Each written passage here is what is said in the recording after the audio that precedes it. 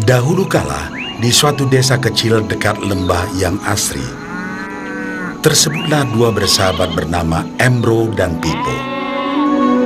Mereka adalah tipe pemuda yang berambisi untuk menjadi orang terkaya di desanya.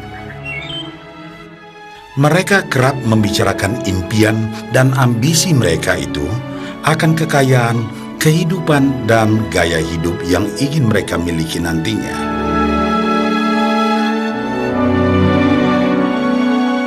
Mereka tidak takut untuk bekerja keras, hanya saja mereka masih belum mendapatkan kesempatan untuk dapat mewujudkan cita-cita mereka.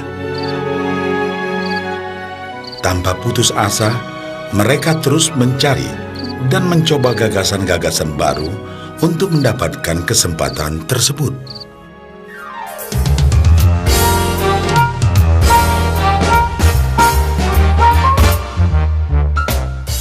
Hingga suatu hari, kesempatan itu pun datang.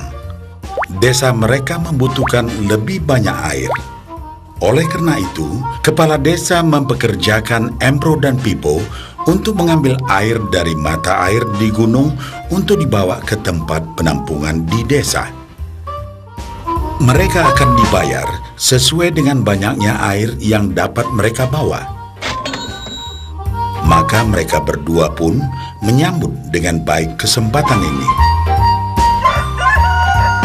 Embro dan Pipo pun segera melaksanakan pekerjaan tersebut dengan bersemangat.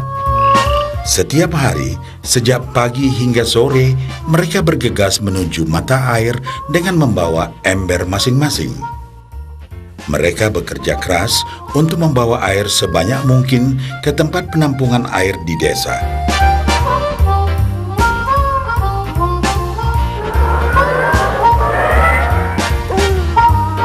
Menjelang sore hari, mereka pun pulang dengan membawa upah dari hasil jerih payah mereka hari itu.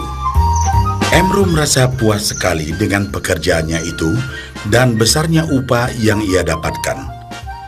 Dia yakin bahwa dengan pekerjaannya ini, ia bisa segera mewujudkan cita-citanya. Bahkan untuk menambah penghasilannya, Embro membuat ember yang lebih besar agar dapat lebih banyak membawa air. Embro yakin dengan penghasilannya sebesar itu, tak lama lagi ia bisa segera membeli sapi dan memiliki gubuk baru yang ia idam-idamkan.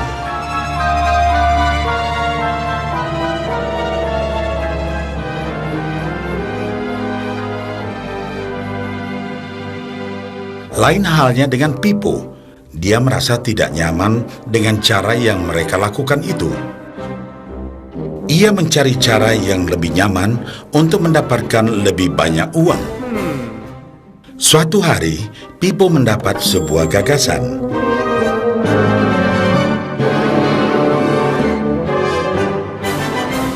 Ia berniat membangun sebuah saluran pipa yang akan mengalirkan air dari mata air langsung ke tempat penampungan air di desa. Dengan saluran pipa tersebut, ia akan mendapat lebih banyak air tanpa perlu lagi membawa ember ke mata air. Ia sangat antusias dengan gagasannya ini. Pipo pun mulai menceritakan gagasannya ini kepada Embro dan mengajaknya bekerja sama. Tetapi Embro tidak sependapat.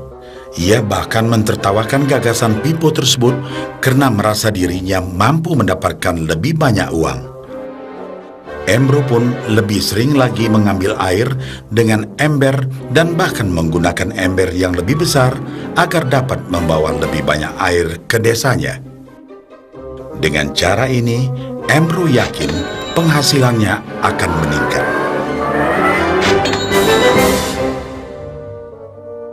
Pipo akhirnya memutuskan untuk mewujudkan sendiri gagasannya itu. Dia mengerti bahwa tidaklah mudah untuk membangun dan menyelesaikan saluran pipa tersebut. Dibutuhkan beberapa tahun untuk bisa menyelesaikan dan menikmati hasilnya. Namun tekadnya telah bulat. Ia pun tetap bekerja mengangkat air dengan ember setiap hari seperti biasa. Tetapi di akhir minggu dan setiap ada waktu luang, Pipo bekerja keras menggali tanah yang banyak berbatu untuk membangun saluran pipanya. Pada bulan-bulan pertama, hasilnya hampir tidak kelihatan.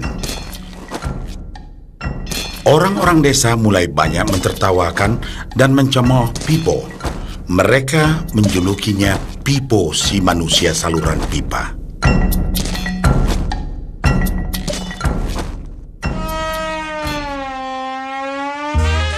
Sementara itu, penghasilan Embro telah meningkat 2 kali lipat. Ia sudah berhasil membeli sapi dan memiliki gubuk baru yang lebih besar. Gaya hidupnya pun sudah mulai berubah.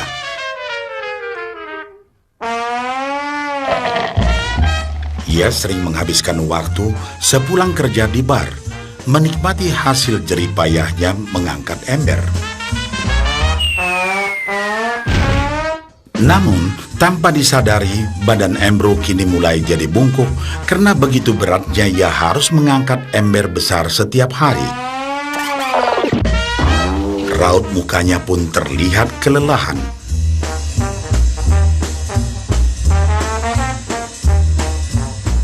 Semakin hari, semakin sedikit air yang dapat dibawanya karena tenaganya berkurang seiring bertambahnya usia.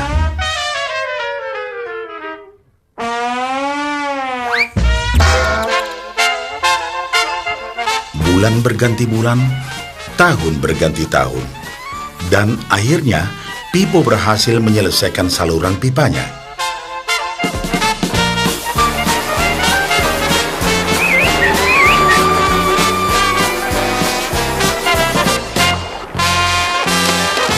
Kini tanpa perlu bersusah payah mengangkat ember, Pipo akan mendapat lebih banyak uang berkat air yang terus mengalir memenuhi tong-tong air di tempat penampungan.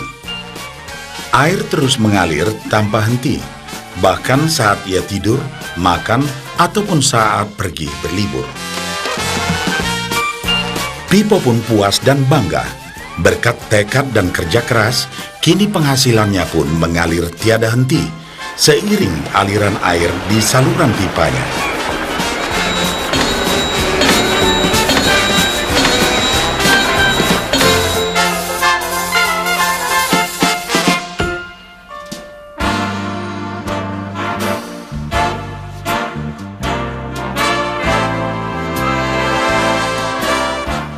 Setelah melihat cerita Embro dan Pipo, kita sadari bahwa cerita mereka menggambarkan kehidupan kita.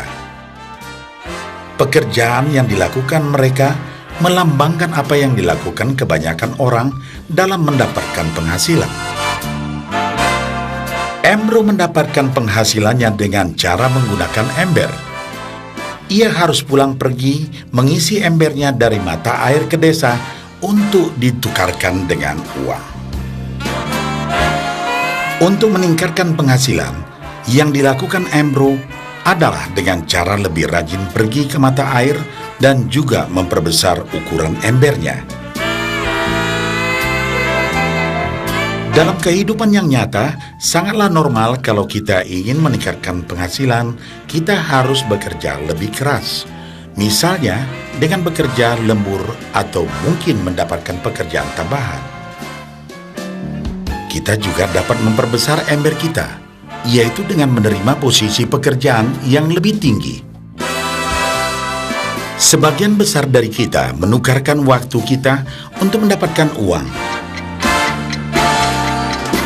Seperti juga Embro, kita pun memiliki waktu yang terbatas untuk dibarterkan menjadi uang. Dan kita tahu, setiap orang hanya memiliki 24 jam per hari, dan tidaklah mungkin kalau kita membarterkan seluruh waktu kita untuk bekerja.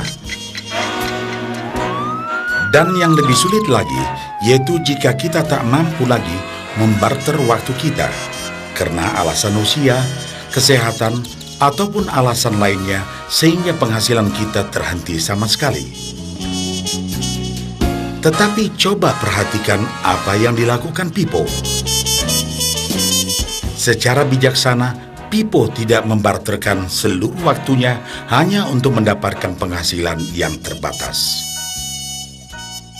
Tetapi dia menggunakan sebagian waktu yang dimilikinya untuk membangun saluran pipa, karena dia tahu bahwa saluran pipa ini akan mendatangkan penghasilan yang berkesinambungan tanpa dia harus membarterkan seluruh waktunya.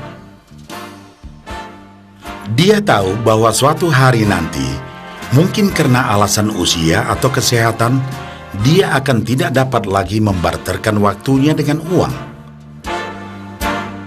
Sedangkan bila ia mampu mewujudkan gagasan saluran pipanya itu, dia hanya perlu bekerja keras sekali saja untuk membangun saluran pipa.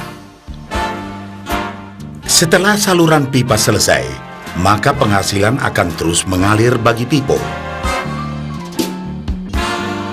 Pipo telah menunjukkan kepada kita bahwa untuk mendapatkan penghasilan, kita tidak selalu harus dengan cara barter waktu dengan uang. Ada cara lain yang lebih baik. Bagaimana dengan Anda?